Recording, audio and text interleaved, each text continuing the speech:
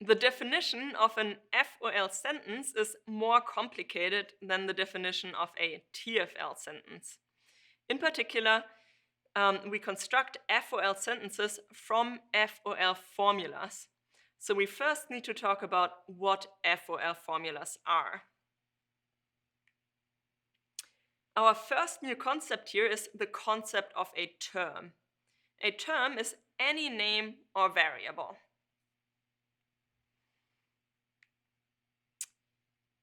Atomic formulas are either sentence letters or constructed from terms and predicates.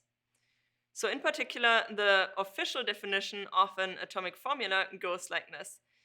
Any sentence letter is an atomic formula, and if R is an n-place predicate and T1 to Tn are terms, then the result of applying R to this sequence of terms is an atomic formula. So say if you have a two-place predicate and a sequence of two terms, then the result of applying this two-place predicate to your two terms is an atomic formula. Then third, if T1 and T2 are terms, then T1 equals T2 is an atomic formula. And finally, nothing else is an atomic formula.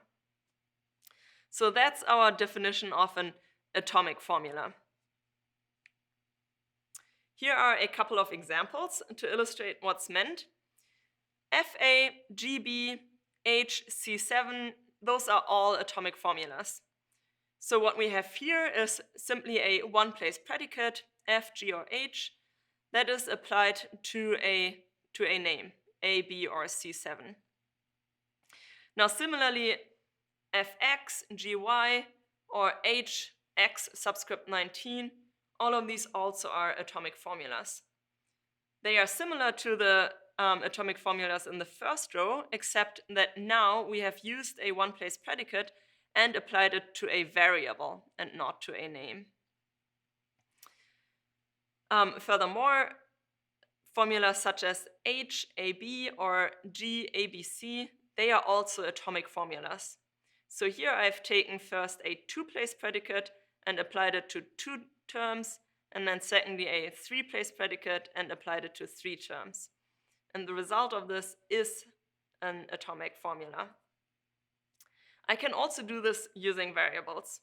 So f, x1, x2 is an atomic formula. Here I've taken the two-place predicate f and applied it to two variables, x1 and x2, or h, xy is an atomic formula, or g, xyz is an atomic formula, and so on and so forth. Similarly, fax would also be an atomic formula. So I can apply a two-place predicate to a name and a variable, and the result is an atomic formula. Now, as you may have expected, we can use atomic formulas to construct more complex formulas. And here you see the inductive definition of a formula that tells you how you can construct complex formulas using atomic formulas. In line 1, we have our base case.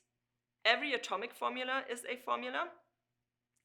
And then lines 2 to 6 explain how you can use Boolean connectives to construct complex formulas out of atomic ones. So if A is a formula, then not A is a formula. If A and B both are formulas, then A and B is a formula. If A and B are formulas, then A or B is a formula. And if A and B are formulas, then the conditional if A then B is a formula. And if A and B are formulas, then A biconditional B is a formula as well. Now we move on to quantifiers. So if A is a formula and X is a variable, then the result of prefixing A with the universal quantifier and the variable X is a formula. And similarly, if A is a formula and X is a variable, then the result of prefixing A by means of the existential quantifier and a variable X also is a formula. And nothing else is a formula. So sometimes FOL formulas are also called well-formed formulas, meaning FOL formulas are only strings of symbols that are constructed after these rules and therefore are well-formed. Now, we will, in what follows, take it for granted that whenever we speak of formulas, we mean well-formed formulas and therefore drop the words well-formed. But what you should keep in mind is that if we form a sequence of symbols that does not follow these rules here, then what you have is not a formula. It's merely a sequence of symbols. So here you see a couple of examples. On the left-hand side, you see examples of formulas, and on the right-hand side, you see examples of sequences of symbols that are not formulas. So for example, Gx is a formula. More precisely, it's an atomic formula. Similarly, Fb is also an atomic formula. Now, since Gx and Fb are atomic formulas, our inductive definition of a formula tells us that if Gx, then Fb also is a formula. So you can take two atomic formulas and combine them by means of the conditional sign, and the result is a formula. Now, similarly, the disjunction, if Gx, then Fb, or there is an x such that Fb, that is also a formula. Here we have three atomic formulas, no, actually two atomic formulas, Gx and Fb, and then we have used the quantifier and the conditional sign and the disjunction sign to construct a complex formula from these atomic formulas. And then to give you a final example, there is an x such that Fb, and for all y, Fy, that is also a formula. Now what you see on the right-hand side are not formulas. In the first line you see Gf. This is not a formula because the symbol within the brackets here stands for a predicate. But we cannot apply an FOL predicate to another predicate. We can apply FOL predicates only to names. So when I use the FOL predicate G and apply it to another FOL predicate F, the result is not a formula. Similarly, in the second line, BFB, that's not a formula because of the sign B, the name B that appears before the predicate. So atomic formulas are always the result of applying a predicate to a term, and so when you have a term here, the name B, that's not within the scope of any predicate, that is not a formula. You can't have names that just float around by themselves without any predicate. Or if you look at the third line, if Gx, then that is not a formula because this conditional lacks a consequent. So every conditional always needs both an antecedent and a consequent. So if we omit the consequent, the result is not a formula. Or if you look at the fourth line, that's not a formula because there we just have two disjunction signs, one after the other, and that doesn't work. So a conjunction sign always combines with two sentences to form a more complex sentence, and it can't combine with another disjunction sign to form a more complex sentence. And then finally in the fifth line, you see another string of symbols that's not a formula, and here the reason is because the symbol after the universal quantifier here is a name, B, and that's not allowed. So after a quantifier, we always need a variable, x or y. So for all B, that's not grammatical, and so it is not an FOL formula. Often it will be important to know the main logical operator in a formula. And here I'm just going to repeat some things that we have heard before and remind you of how to identify the main logical operator in a formula. In short, the main logical operator in a formula is the operator that was introduced last when that formula was constructed using our recursion rules, meaning using our inductive definition of a formula. So for example, if you look at this formula here, either if gx then fb, or there is an x fb, the main logical operator here is the disjunction sign. And why is that? Well, if you think of this formula as constructed in a stepwise process, the stepwise process would start with two atomic formulas, gx and fb.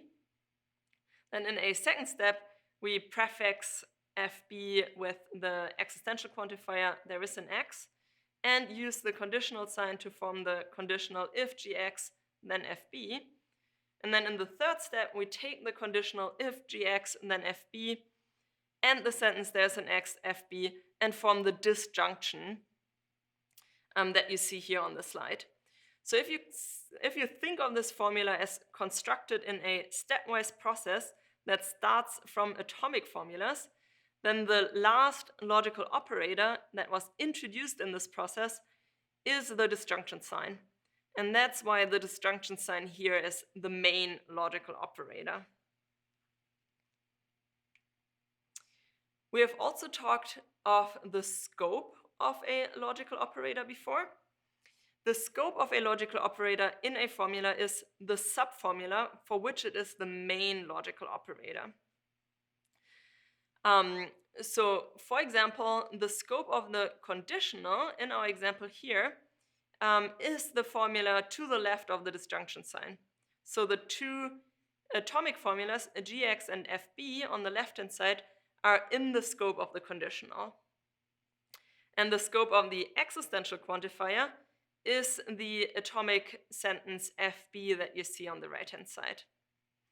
And then the scope of the disjunction sign are two sentences, namely the conditional on the left-hand side and the existentially quantified sentence on the right-hand side.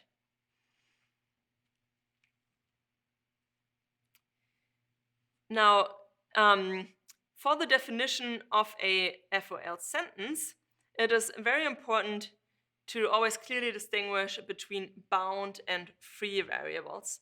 So let's explain what that is.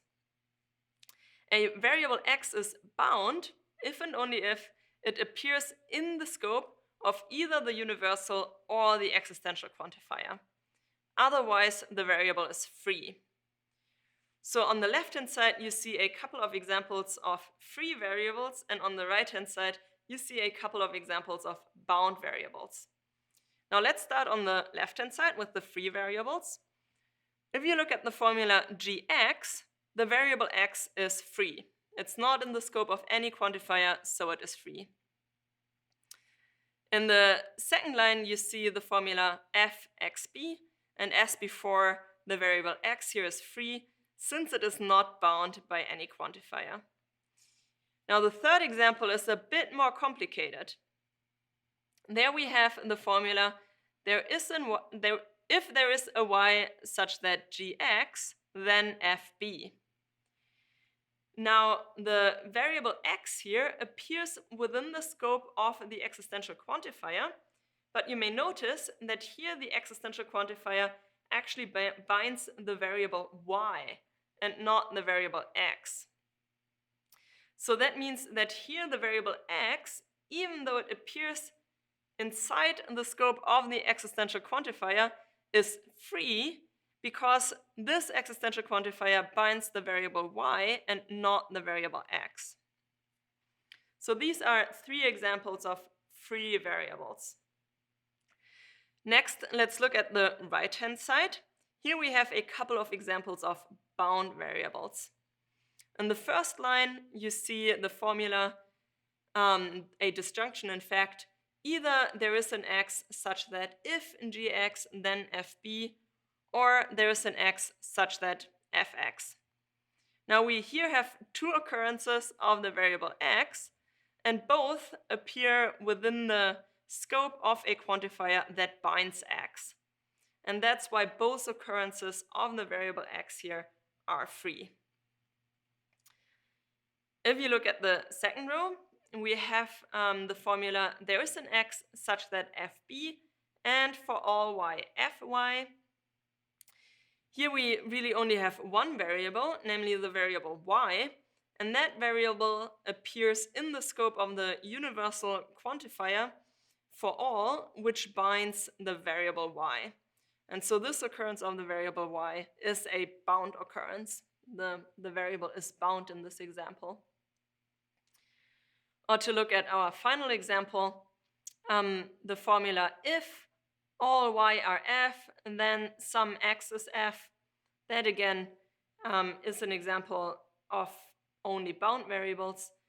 The variable y on the left-hand side is bound by the universal quantifier, and the variable x on the right-hand side is bound by the existential quantifier.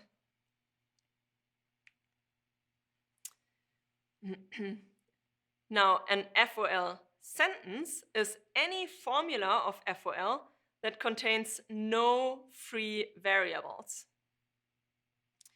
And sentences are special because only formula that also are sentences are true or false.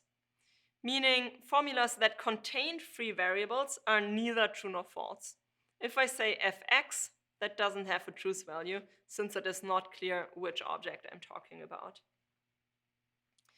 So on the left-hand side here, you see examples of sentences, and on the right-hand side, you see examples of things that are not sentences. Let's start on the left-hand side.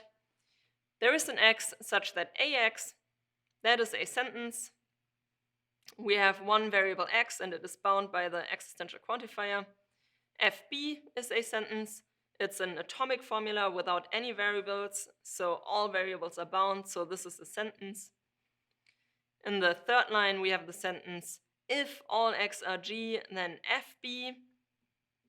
Again, we have only one variable x, and that's bound by the universal quantifier, so that's a sentence. Then in the fourth line, we have the sentence, either there's an x such that if gx, then fb, or there's an x such that fb. We only really have one occurrence of a variable, that's the variable x on the left-hand side, and that's bound by the existential quantifier, so no free variables, so that's a sentence.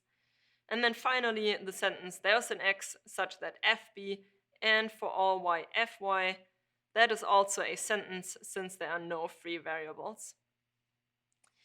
Now on the right-hand side, you see a couple of examples of things that are not sentences. Gx is a sentence because the variable x is free. BFB is not a sentence because it is not even a formula, as we have seen earlier. Similarly for if gx, then it's not a formula, therefore not a sentence. In the fourth line, you see the string of symbols. There's a y such that if gx, then fb. Now this is a formula, but the variable x is free since the existential quantifier binds the variable y and not the variable x. So this formula contains a free variable and is therefore not a sentence. And then our final example, for all b, g, y, that is not even a formula since, as before, quantifiers bind only variables and do not bind names. Okay, so we have discussed FOL formulas and FOL sentences.